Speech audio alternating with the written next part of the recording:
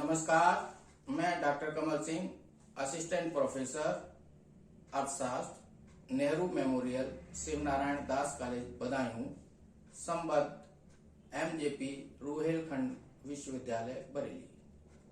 आज मैं आपके समक्ष पर्यावरण को बचाने के लिए अक्षय ऊर्जा का उपयोग विषय पर अपना विचार सेमिनार प्रेजेंटेशन के माध्यम से प्रस्तुत कर रहा हूं। अक्षय ऊर्जा एक ऐसा विकल्प है जो असीम है, पर्यावरण से सीधा संबंध है। ऊर्जा के परंपरागत साधन सीमित मात्रा में होने के साथ साथ पर्यावरण के लिए बहुत हानिकारक हैं। दूसरी तरफ ऊर्जा के ऐसे विकल्प हैं जो पूरणीय हैं तथा जो पर्यावरण को कोई हानि नहीं पहुंचाते हैं। जब आप वैकल्पिक शब्द सुनते हैं तो यह आमतौर पर अक्षय ऊर्जा स्रोतों की बात करता है। इसका अर्थ है ऊर्जा के स्रोत जो सबसे अधिक उपयोग में किए जाने वाले गैर टिकाऊ स्रोतों के विकल्प हैं, जैसे कोयला।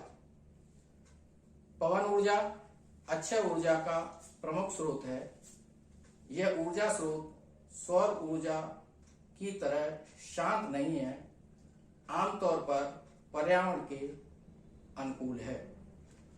ऊर्जा का एक पारंपरिक स्रोत बहते जल की गतिज ऊर्जा है।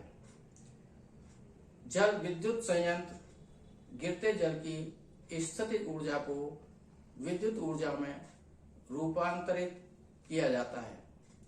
पानी, हवा, सूर्य की किरणें और बायोमास इसके कुछ उदाहरण हैं। अक्षय ऊर्जा कम कार्बन युक्त ऊर्जा से भी भिन्न है, जो कि मात्र उसी मायने में अक्षय है जब तक कि वह वातावरण में CO2 न जोड़े। हरित ऊर्जा ऐसी ऊर्जा है जिसे पर्यावरण को प्रभावित किए बिना अवतरित, उत्पन्न और उपयोग में लाया जा सके। नवीनीकरण ऊर्जा एक ऐसी ऊर्जा है जो प्राकृतिक स्रोतों पर निर्भर करती है।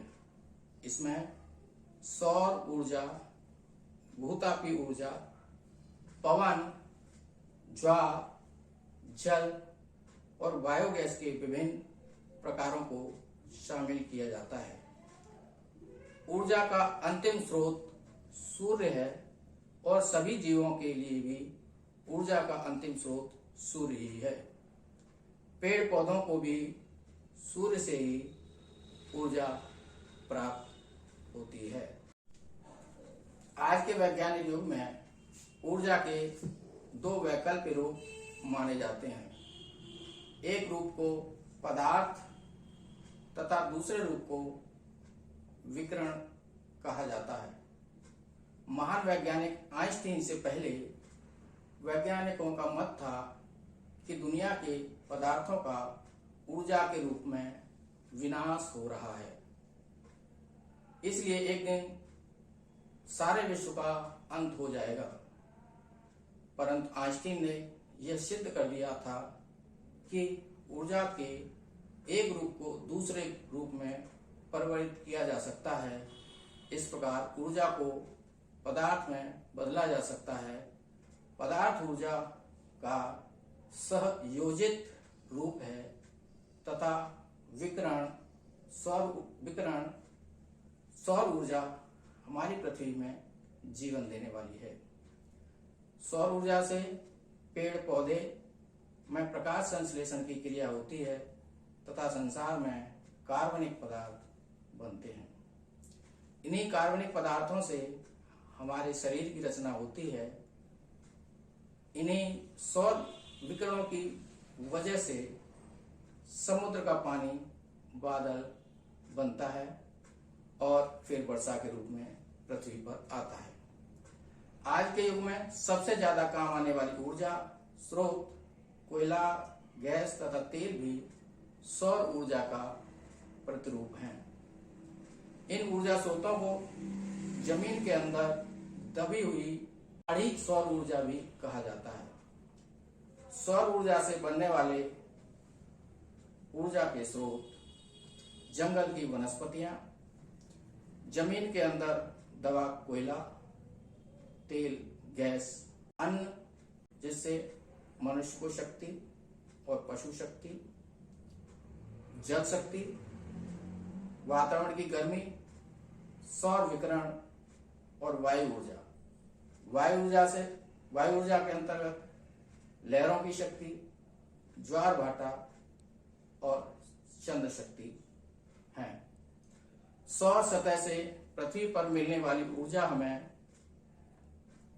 3 मुख्य रूपों में मिलती है, जो सूर्य की सतह से निकलने वाली विकिरणों के ऊपर निर्भर करती है।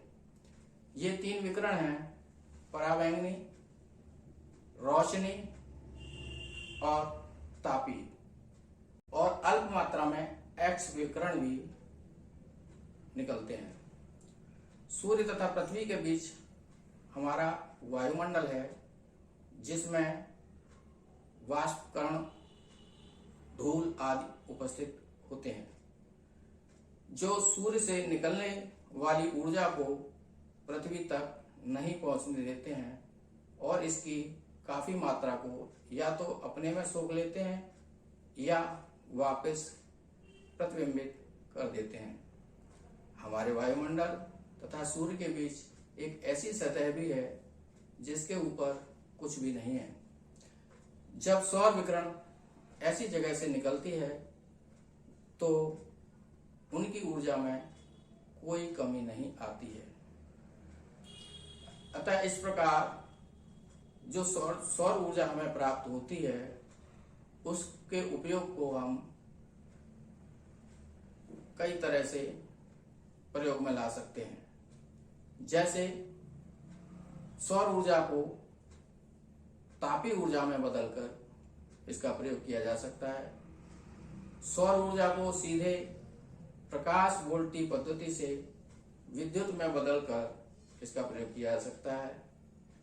पवन ऊर्जा जो सौर ऊर्जा का ही रूप है, उसको उपयोग करके इसका उपयोग किया जा सकता है। सागर के पानी के तापमान में अंतर करके तथा बायोमास में प्रकाश संश्लेषण से होने वाले सौर ऊर्जा भंडार का उपयोग करके इसका उपयोग किया जा सकता है। इस प्रकार से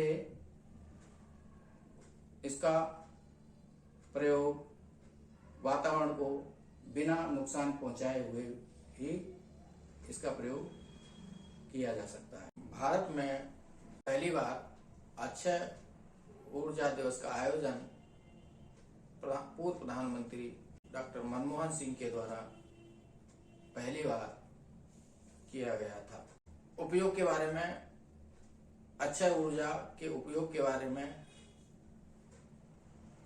अगर बात करें तो पवन ऊर्जा का उपयोग नाव चलाने के लिए किया जाता था, आटा चक्की चलाने के लिए किया जाता है, पिस्टन पंप चलाने के लिए, पानी खींचने के लिए, पवन टी से रोस्टर के उपयोग के लिए, पवन चक्की का उपयोग करने के लिए किया जाता है।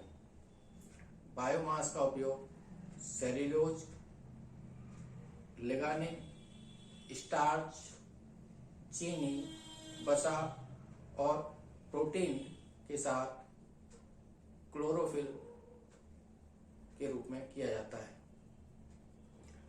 सागर ऊर्जा की अगर बात करें तो सागर ऊर्जा का प्रयोग समुद्र तट से निकलने वाली तरंगों को ही विद्युत उत्पन्न करने में इसका प्रयोग किया जाता है। तरंग ऊर्जा का व्यवहारिक उपयोग किया जा सकता है जहां तरंगें अत्यंत प्रबल होती हैं। तरंग ऊर्जा एक उपकरण की गति से उत्पन्न होती है जो या तो समुद्र की सतह पर बहती है या समुद्र तक जाती है।